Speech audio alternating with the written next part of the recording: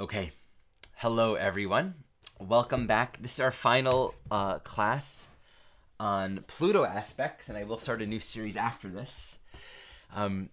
Similar to Pluto Uranus, this is a little bit of a unique cycle. We're looking at two very slow-moving planetary bodies. So there's probably, well, I'm sure there are a few people, likely not more than a few people alive today who have a Pluto-Neptune conjunction, because the last time that happened was in the 1890s. So these two planets move very slow. So the way that I'm going to present this is I'm going to speak first to a very essential understanding between the relationship of Neptune and Pluto, really grasping what their inherent relationship is to each other. I think that would be very useful. Then I want to speak a little bit to the historical cycle of these two planets, and then go into just the various facets of their relationship. It's meaningful to note that pretty much everyone alive has a Neptune-Pluto sextile. And you can just look over here. The writing is a little small, but, starting in the 1950s, we have Pluto sextile Neptune. Before the 1950s, they were moving gradually from a semi-square to a sextile. So there are people who have a semi-square if you were born like in the 30s maybe, or early 40s. But most people alive have that sextile, and they will stay in a sextile up until the middle of the 2030s. And I think it's not until the 2060s that you actually have a square, where they move to 90 degrees. So that's just meaningful to note. Most people on this planet have a Neptune-Pluto sextile. So it's kind of like, for all of us, the ocean you're swimming in. This is a very pervading planetary relationship. And it's going to be very useful to just sort of take a step back, get a grasp for this relationship that's so here for all of us that we may not even have the objective perspective to understand how it actually functions. So I think that's all very interesting. And we have some very cool charts to look at too. So I'm going to start by just speaking to the inherent relationship between Pluto and Neptune. I often get the question, regarding the basic perspective of evolutionary astrology. Why is Pluto so important? Like, why is Pluto the bottom line? Right? Why not make this all about Neptune? Right? And the first thing, it's not about not Neptune.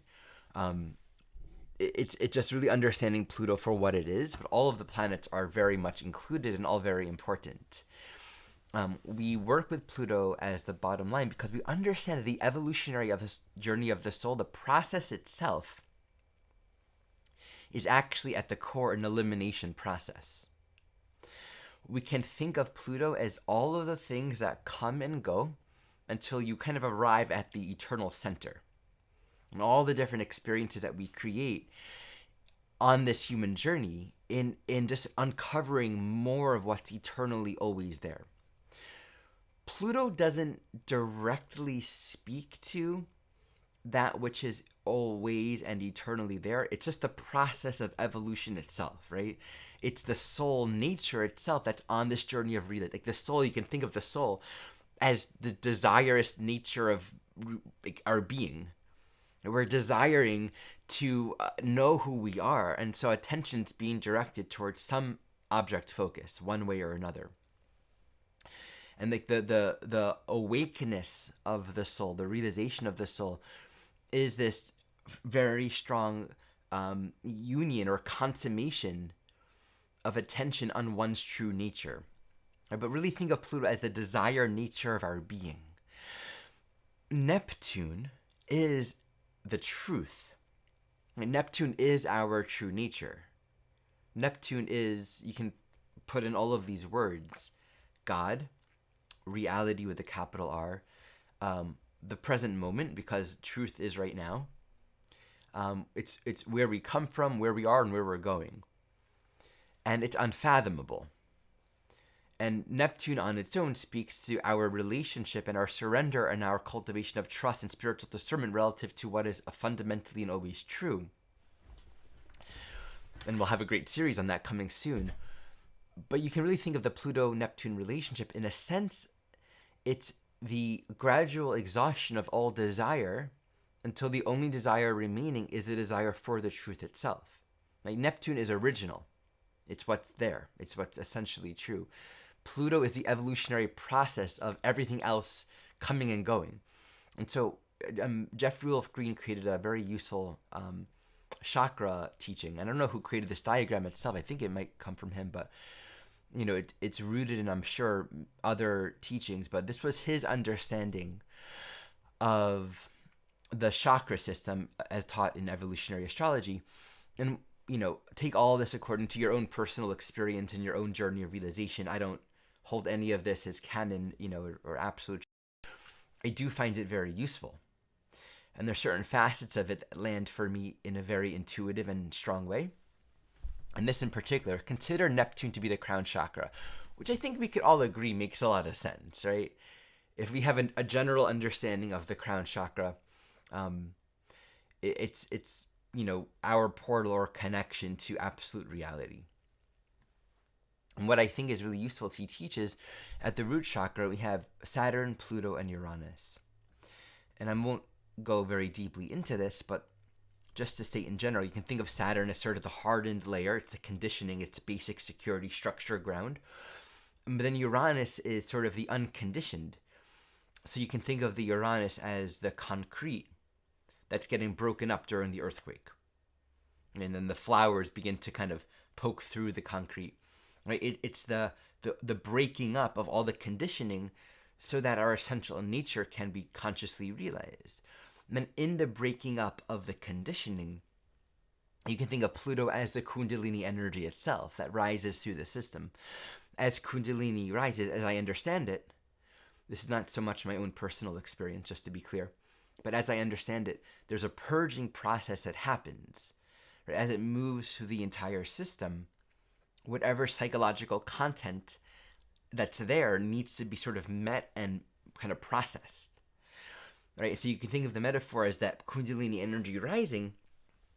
Ultimately, it's not hindered.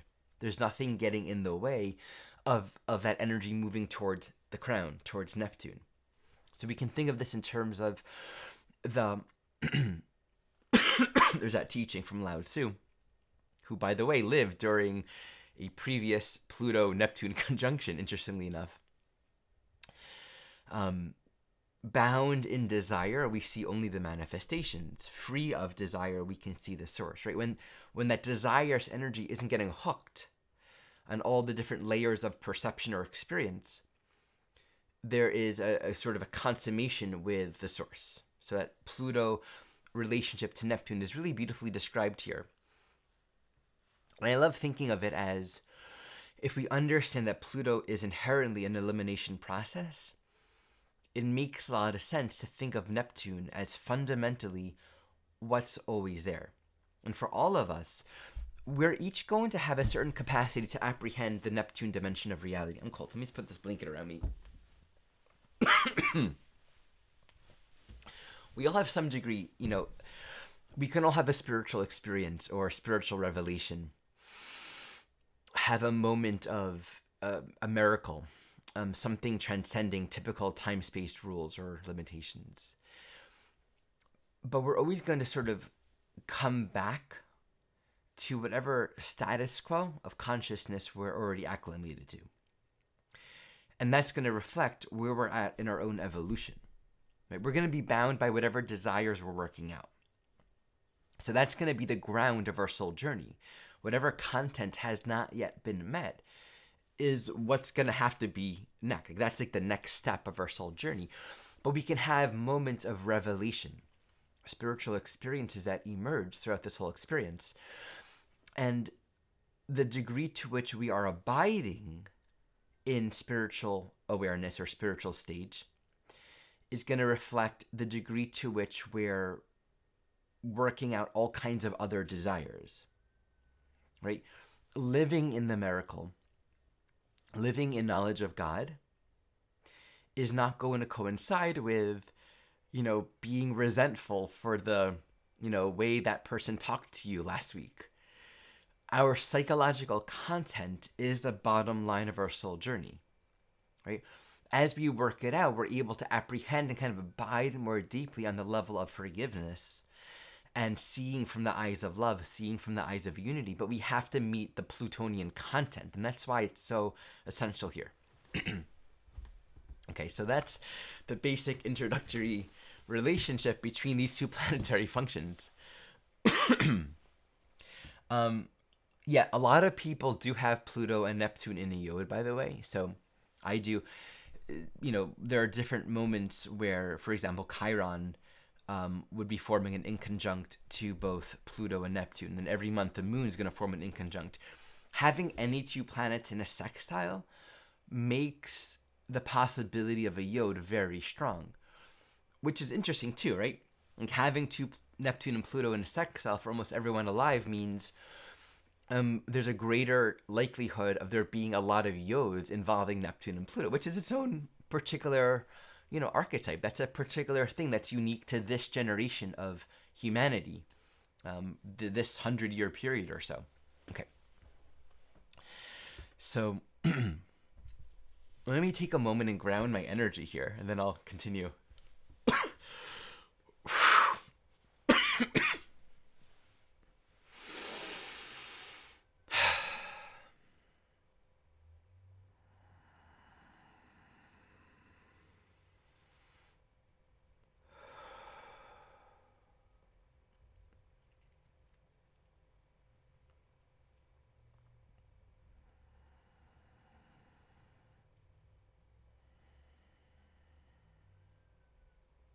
Okay.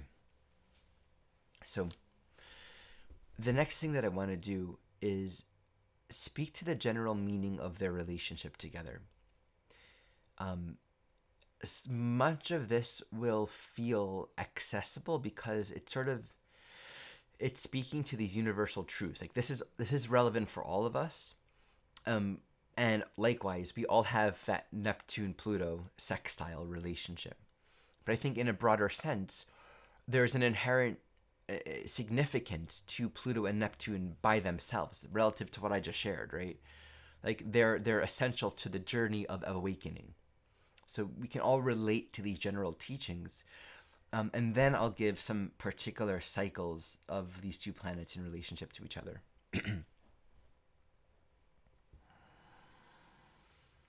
So if we think about Pluto as desire, Pluto-Neptune relationship is going to speak to the concentration on desire, on whatever the soul is identifying as ultimate meaning.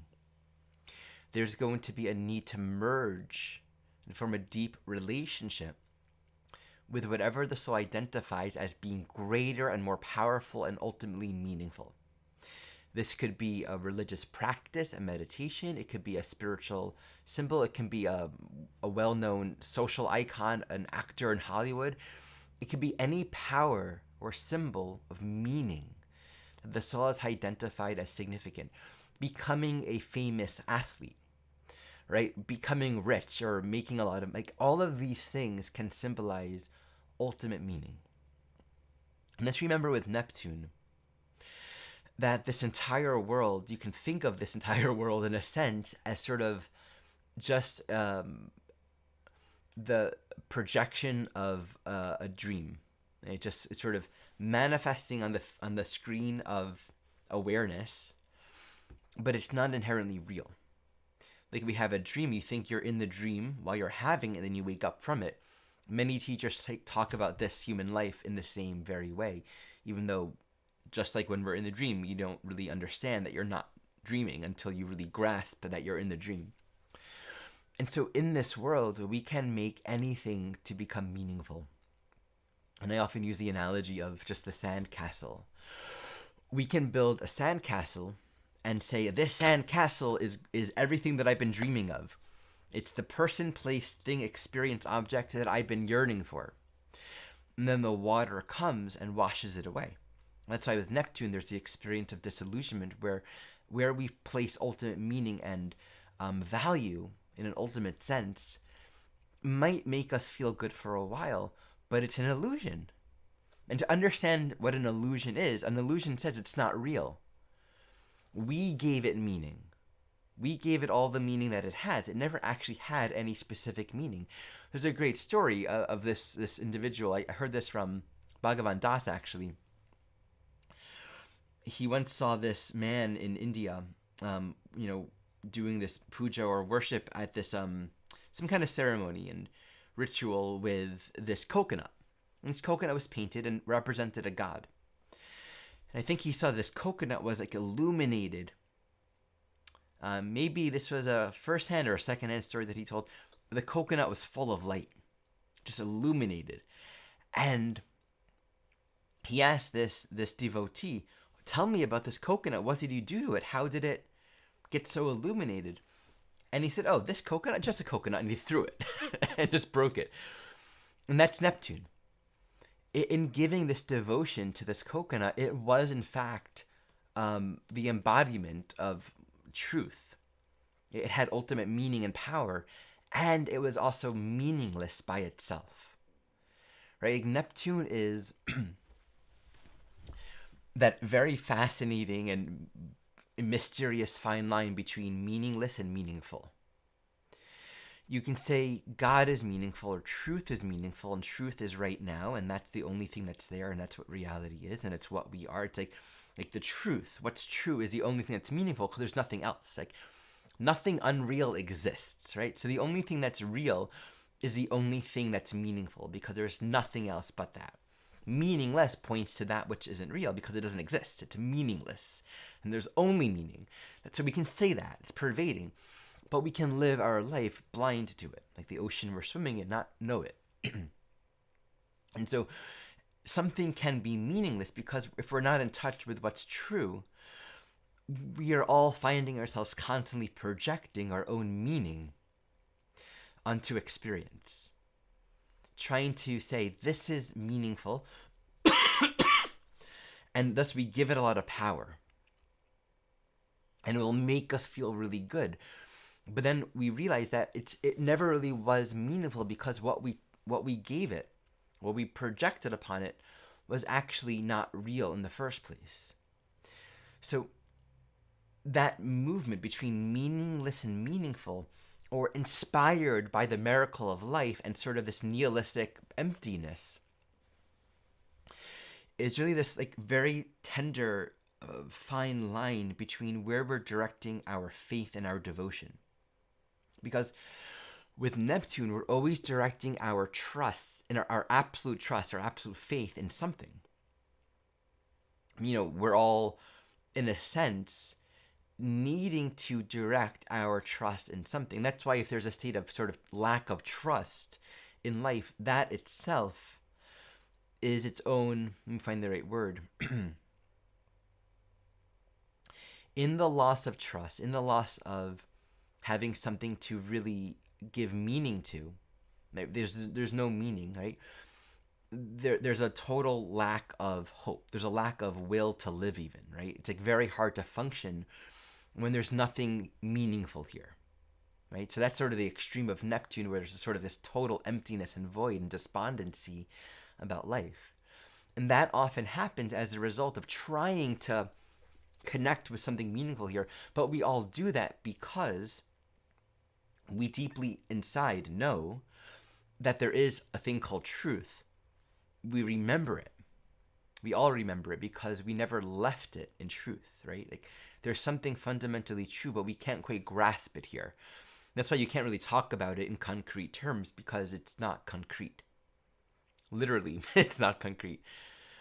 So because of that forgetting, we'll look for something. Always blind to what's actually true. And this is where we gradually learn, okay, we're learning to put our attention towards sort of what's invisible but always here. What you can't prove, what you can't grab, but we know is here because we're giving it our total and absolute devotion and trust.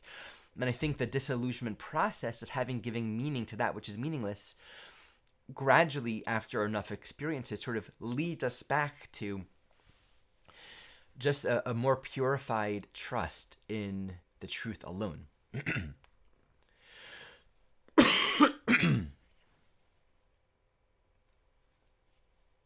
So, coming back to the understanding of Pluto with Neptune, we're going to find ourselves fixating and forming very strong attachments to whatever we've determined to be meaningful.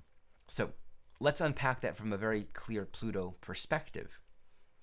With Pluto, we're trying to osmose something from the outside so we can realize it within.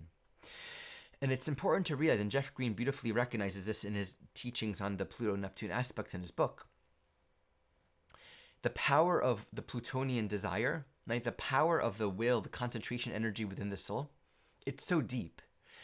And because this world really isn't limited by its nature, the reality isn't limited by its nature. Our desire can manifest all kinds of things, right? There's really no limitation there. If we desire something strongly enough, we can manifest that into being. Absolutely. We absolutely can. But there has to be desire. I'm not talking about wanting something really badly. I'm saying pure concentrated desire where all of our being is there. That's an immense amount of psychological energy. It's powerful as the universe. I mean, it's so strong. And so even special powers like, being able to fly or transcend certain limitations, having certain psychic powers, being able to exert a huge influence on other people, whatever we've determined to be a symbol of ultimate meaning, the power of the imagination here, Pluto, Neptune, the power of the imagination is incredibly strong. And it can go very far. But here's the point. The power of our dream, the power of our ability to imagine a new reality and to experience something new, to bring it into being, is ultimately going to be limited by the sort of inexpressible, incomprehensible fact that there is still truth, and truth alone can never be diminished and can never be changed. So within the mystery of reality itself, all kinds of things can come into being, but they come and go because all of these things aren't ultimate reality. Like all of these things aren't truth itself, right? The truth is always going to be there, and it's never going to step aside from itself and say, haha, yes, you being the most powerful and famous person in the world is going to last forever. Because only I will last forever. Only truth, only what is will last forever. And you're never going to be able to possess any other kind of experience that will provide ultimate and forever and eternal satisfaction. That will be disillusioned. And you can say, relative to evolutionary necessity, every desire, Pluto is going to be played out and experienced to a certain level. Right? There's going to come a point where it no longer serves in that soul's evolution. And so everything will come and everything will go. Even the most amazing, magical carpet ride experience.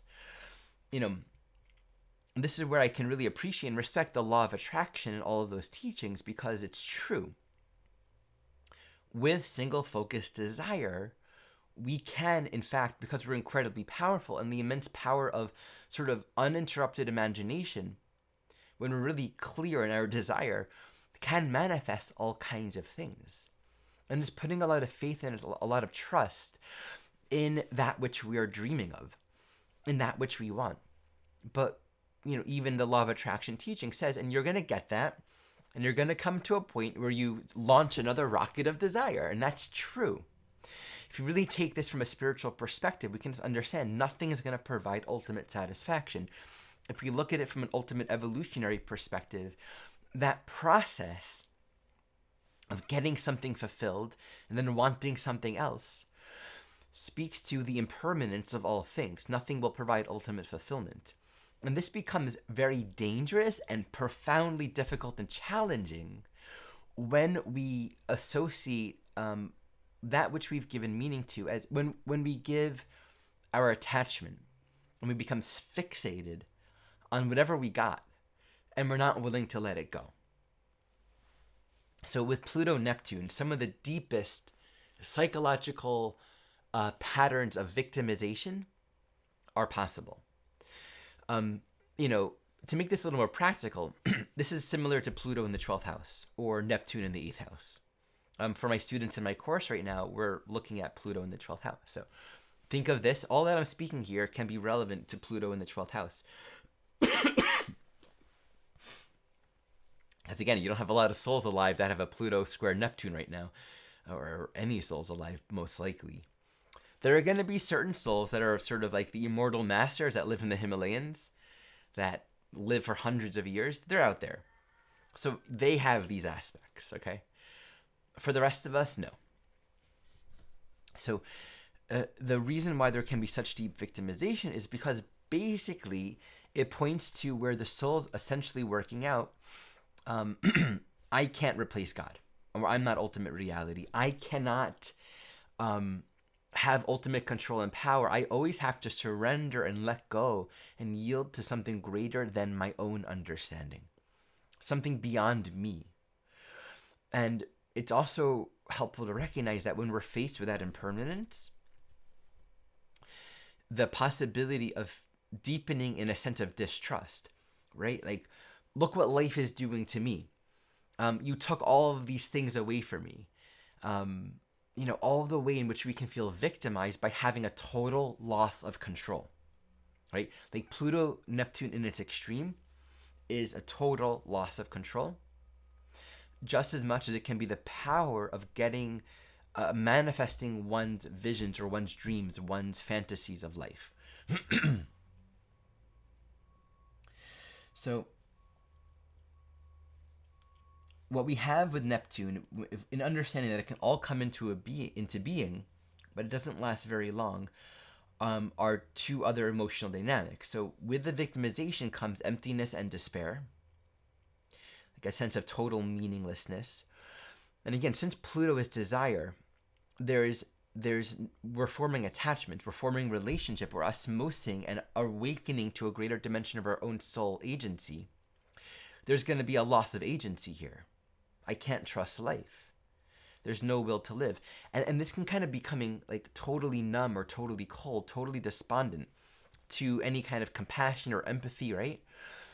In the same sense, the other extreme of that is where Pluto, we're obsessing ourselves over this idea of surrender or disillusionment, right? You can become a spiritual junkie. Pluto Neptune can symbolize this compulsion to merge, to unify. And so there can be huge issues around boundaries or lacking of discrimination, lacking of discernment, wanting to merge with others, wanting to purify, and actually being drawn into other people's darknesses in order to unify and merge, because we're not wanting to deny anything. We can find ourselves getting stuck or lost or consumed by other people's karmic content, and suddenly we're in our own addictions, or we're really confused, or we don't really know where we are anymore. The obsession with spirituality or the obsession with unity can be misdirected here, and that's the important part here.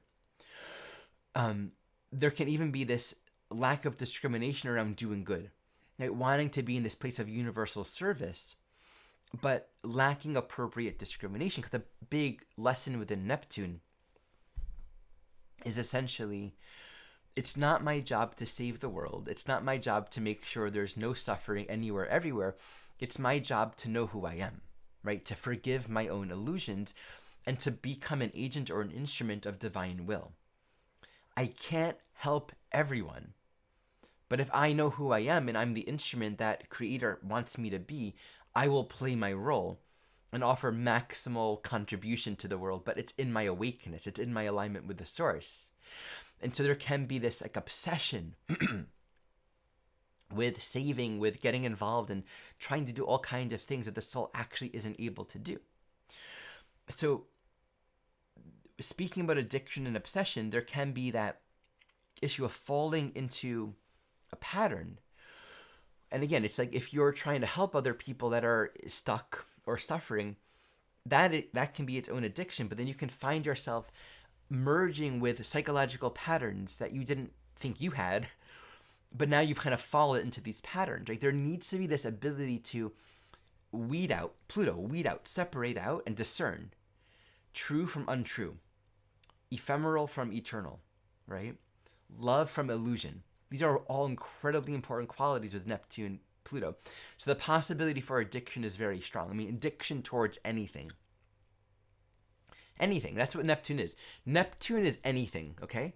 Pluto is desire. So here, meaning can be directed towards anything of this world. And that's why Neptune addictions aren't just like drug, sex, and rock and roll. It's anything, because it's wherever we're directing ultimate meaning and value. So we can find ourselves stuck in something that's essentially giving us this means or avenue of escaping from reality itself.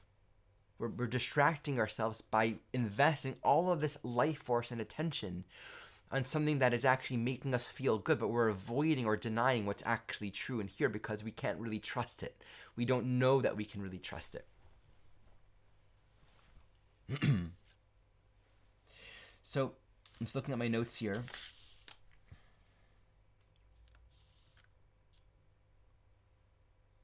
Yeah, and we can have the apex of being inspired and guided. It's ultimately about desiring what God wants for me. And we can frame that in all kinds of ways. It's desiring to be an instrument of the Tao, right? To be an instrument of love, to be an instrument of the will, where it's essentially unifying our own desire nature with the source. And so like the essence of that is almost withdrawing all of our attention from the world and going within, and not choosing to grasp upon anything out there or to decide anything for ourselves. And I think that's really what we find in souls that are at the highest stages of evolution, where they're no longer deciding on their own, but they understand their own personal will is merged with the transpersonal will, the universal will that's acting as them through them.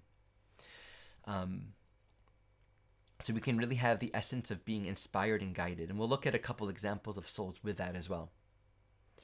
So we can ultimately say this is about purging all delusions, right?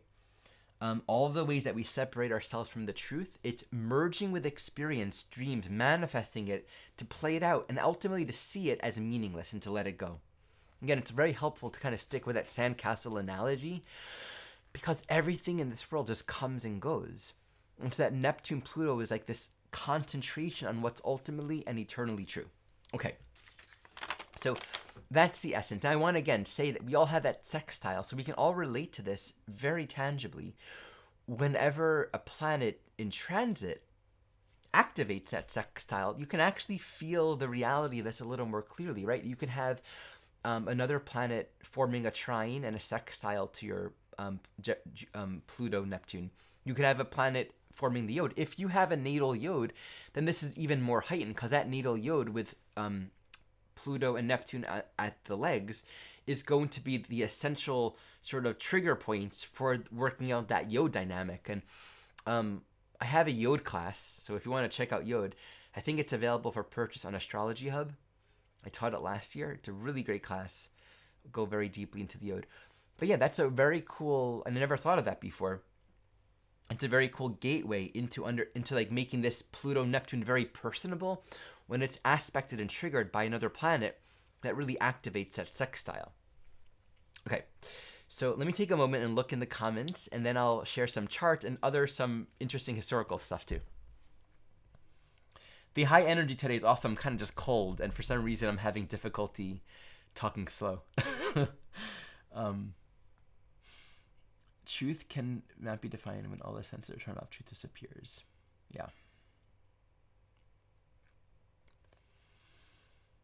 Or maybe truth doesn't disappear when all the senses turn off, but everything else but that disappears, perhaps.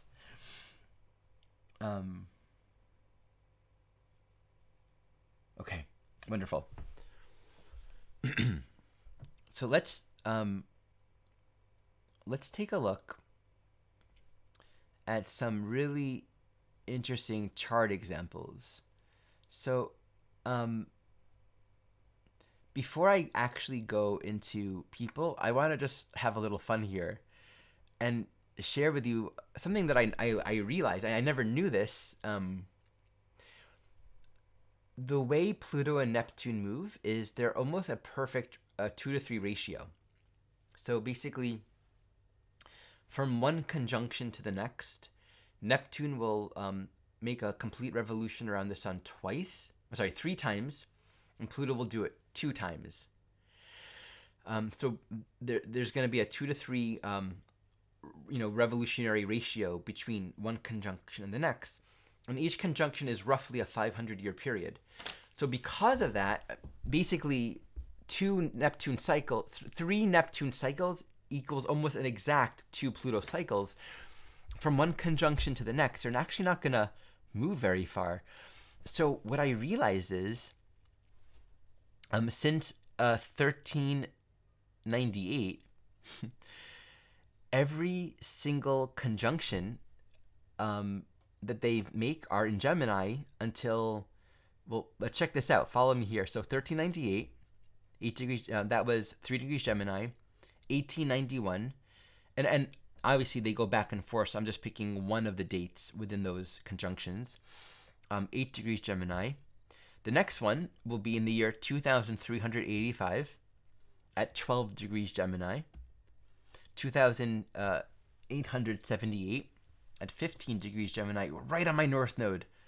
Cool. Well, I'll make sure to check the transits on that day. Like to the minute. It's like 1 minute away. 3371 at 19 degrees Gemini. 3863 at 22 degrees Gemini. All right, we're in the 4,000 something, 25. And 4,847. And then 5,339. So after that, it enters Cancer. So from the second millennium, right, the 14th century, to the year 5,300 something, they are forming conjunctions and starting new cycles in Gemini. That's profound to me. I just think that's really interesting. I don't think there's probably any other, and I could be wrong, planetary pair that has such a perfectly beautiful symmetry, whole number relationship in their orbits around the sun. Like even Pluto, Uranus, they don't have that kind of perfection. I just think that's fascinating. And I'm sure one can do a whole lot of very interesting studies long-term, with just looking at that alone. So whenever we look at anyone in history who's had a Pluto Neptune conjunction, from the year 1300 onwards, it has been in Gemini. So I want to share something interesting here with you. Here is the conjunction in 578 BC. I was actually surprised to find out that Solar Fire would go back that far. I recommend Solar Fire, and by the way, I'm an affiliate of Solar Fire. So if you want to do cool things like this, like type in any search queries and just find any data you want, that far into the future and that far back, get Solar Fire. It's for Mac, it's for PCs, but there are workarounds for Macs. I'm an affiliate. I'll put it in the description below for anyone that wants to have as much fun as I am having. So this was in the year 578 BC, and look at that. That was a Uranus, Pluto, and all the outer planets were conjunct. Wow. So I just took great interest in just that period of time. There's a lot going on. That coincided with Buddha, with Lao Tzu, the canonization of the Old Testament, right? And also, this was just a decade or so from the destruction of the first Temple of Solomon. In fact, the first Temple of Solomon was built around 500 years prior, 400 to 500 years prior, right? It was built just after, a little bit into the last conjunction prior to this conjunction, right? So we had in Taurus, right? So the building of a temple and the destruction of a temple, Pluto, Neptune, right? The material meaning and value, right? And they say that the first temple of Solomon was, because it was higher up in the Yuga cycle. The Yugas, which I am really into them, consciousness grew dimmer up until around the medieval ages, where it began kind of going up again. So if you go far back in history to a certain degree within the cycle, you'll actually find that there was a higher level of consciousness, but that was gradually diminishing. So the first temple was more sophisticated than the second temple, which was built later on. They say there are these like hanging gardens and mysterious things that people don't know how they did them. Just like there are pyramids and structures that existed back in that time that we still don't know how do they create them. The further back you go, the more mathematically, geometrically, astronomically, astrologically aware they were, and we're like, how do they do these things? How do they have those technologies? So there was brilliance in the first temple that was about 400 plus years before then, and to the Jewish people, that was meaningful. That was just it was like the apex of probably the apex of Jewish history in terms of like what the historically what was sort of accounted as like the most meaningful time, right? Then there's a lot of invasions, and it was ransacked and it was destroyed. And it's like, we never got our feet back to, we never got our standing back after then, right? The second temple was rebuilt. There was no longer any prophets. Then we have the whole thing of just the Jewish people getting scattered everywhere. The second temple was destroyed. To that culture, that temple was sort of like the apex of spiritual purpose and meaning. And so its construction and its destruction had a lot of significance for the people at that time and onwards. And what's really interesting is just seeing that Pluto, Uranus, and Neptune were all together at that time. I mean, there's just so much that opened up and happened historically all around the world. Just analyzing that entire century, like the years, from 600 to 500 BC, so much happened. It's really fascinating to me. Okay. So let's look at this chart. This is Adolf Hitler. He's a great example of a soul who concentrated an immense amount of hate and victimization towards manifesting power. And just, he's working with Gemini in the 8th house. So his influence was all about the power and the influential power of his words, the hypnotic power of his communication, Gemini in the 8th. And this is fundamentally, he tried to, overthrow the government by force. He was put in jail, wrote his book, and decided he needs to use more thoughtful means of gaining power and not just use force. And that's, of course, reflected through the strategy of the Capricorn dynamic here. I'm going to try to, Saturn in the 10th as well. I'm going to, raise the ranks of my ambition, but I'm going to try to do it in a way that works within the structural reality. All right, it didn't work to be violent. Now I'm going to try to, influence people and win over the country. Like, work with their sense of psychological victimization and use that for my own purposes. So he used the feeling of weakness in Germany, which was very strong at that time, to rally a lot of power and support in the Nazi Party. And it became this really profoundly celebrated feature of that country, and being able to point to the Jews and other minorities as the problem. And of course, in this most extreme sense, Pluto, Neptune together, especially putting in the 8th house, is,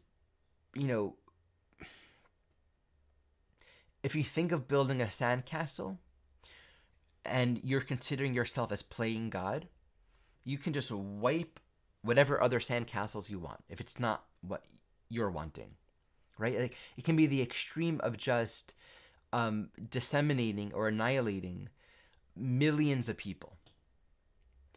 The extreme of power, when it's diluted with the extreme of grandeur and delusion, right? This is the essence of separating desires, which is like sort of the pure consummate desire for separation. It's like the awakening is this like approaching consummation with God, and its opposite is this approaching sort of incomprehensible consummation with not God, which is impossible, which is this sort of the tragedy of it, right?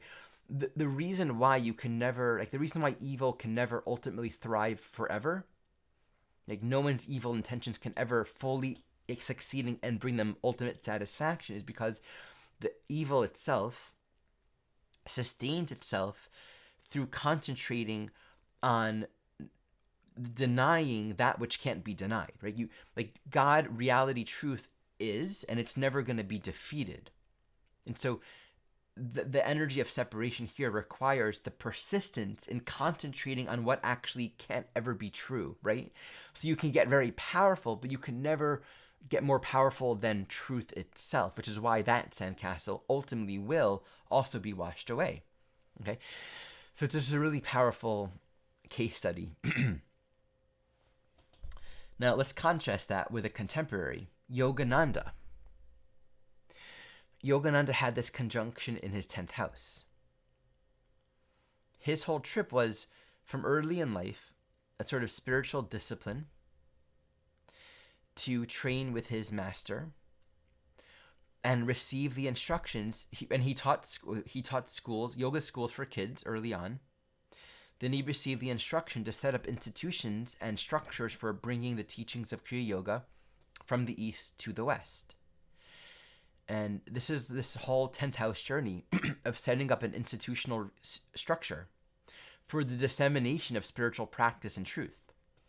And his whole trip was learning to follow the guidance of God, learning to follow his own direct relationship to the source. And a big part of his own soul journey, as I understand it, was this undivided concentration on how the greater will, how Creator wants to act and move and express through him, and doing the work that is necessary. And it's a very Capricornian kind of lifetime, right? You build it step by step, and you train other people. Being a mentor is a Capricorn thing, right?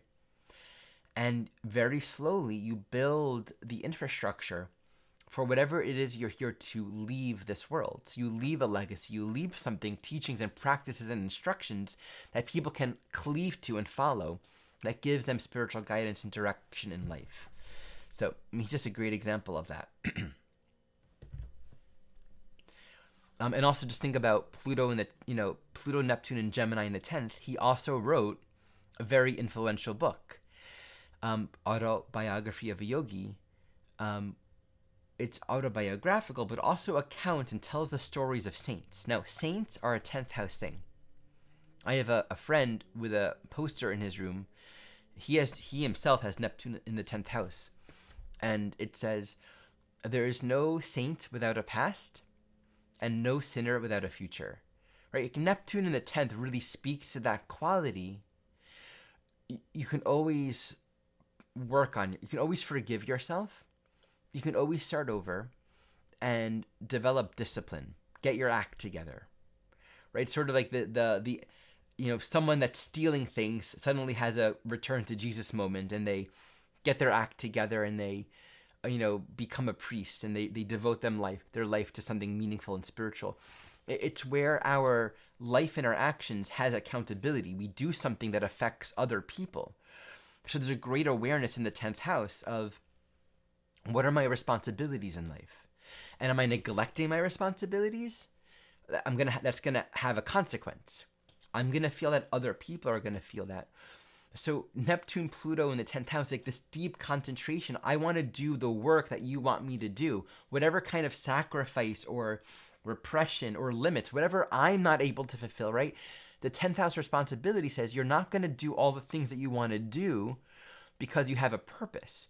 And so a big part of that is giving all of that desire, any unresolved desire, back to the source to kind of resolve that and deal and, orchestrate the experience to help me evolve, help me work through this.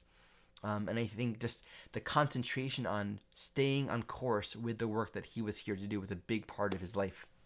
So another soul, an awakened being, Ananda Mahima, also a contemporary, had Pluto and Neptune conjunct in the second house. And this is the qualities, when I was researching her a little bit, the qualities that I felt really permeating here are just sort of this bliss. She was known as the blissful mother. And from very early in life, there was just this deep sense of repose and groundedness and abiding in her being. Everything that I read about her spoke about this quality of content. Like her life wasn't about like doing all this great Capricornian work like Yogananda. He was busy. A lot of what it seems she did was resting in her being, or just this quality of being contented, and people were drawn towards her. And I just think that's really, speaking to the quality of that second house. Second house, personal needs, personal desires, pleasure. Yeah, what do I want to feel good? There's a story of her husband that apparently whenever he tried to have sex with her, her body would turn cold and rigid like death.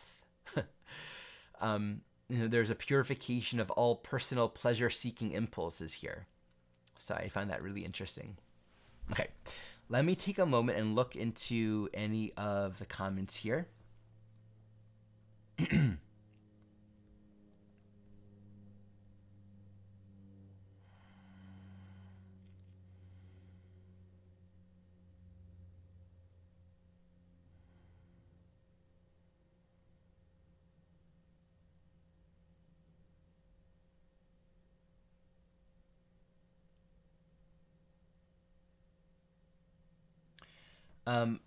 I wouldn't, okay, no comments specifically other than I noticed the question. 10th house Neptune does not like to be famous. That's not true. You really can't make a statement like that with Neptune anything. 10th house Neptune could be that expression of I'm just doing the work to serve. I'm not looking for any kind of gain, right? That humility. But there are many examples of souls with Neptune in the 10th house. Again, at any level of consciousness, it could be this idea of, I believe that being of well-known status and importance in society has some kind of meaning for me, right? Like it can be the very opposite. We can actually put a lot of value and meaning in being someone, in being recognized, and having social power. In fact, a soul with Neptune and Taurus in the 10th house was, I'm forgetting his name, this black magic guy that got really famous and had a lot of power and really wanted that power. Anyway, you can think with just to speak to Neptune Pluto, one more statement. It can be the extreme of I want power and importance to the extreme of I don't want to get in the way. I want to dissolve myself entirely. Right? And within that, you can have all kinds of delusions and confusions around when to direct one's will and when to surrender and completely allow. Again, being that we all have this, like we all grew up kind of in this particular day and age we all have this knowledge or these teachings around manifestation. You can get what you want. And I think in the spiritual community, there is a general confusion around like, to what degree do I surrender and accept everything that is, right? Versus where do I say I'm dreaming and calling this into being? And I think that's in part reflected in Neptune Pluto. And again, like Neptune Pluto are these universal, like these are the teachings for all of us. Doesn't matter what chart you got. And I think learning how to understand ourselves as an agent or an instrument of divine will is some of the deepest parts of this, the deeper teachings on the spiritual path.